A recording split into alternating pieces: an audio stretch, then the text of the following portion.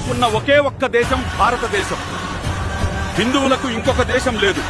ఒకప్పుడు నేపాల్ హిందూ దేశంగానే ఉండేది, ఇప్పుడు అది కూడా లేదు. ముస్లింలకు ఎన్నో కంట్రీస్ ఉన్నాయి, క్రిస్టియన్స్ కూడా ఎన్నో దేశాలున్నాయి. హిందువులకు ప్రపంచ వ్యాప్తంగా ఏదైనా ఆపద జరిగితే, అనుకోనిది జరిగితే, ఆ దేశాల నుంచి వెళ్లగొట్టబడితే వాళ్లందర్నీ ఆదుకునేది నా భారతదేశం మాత్రమే.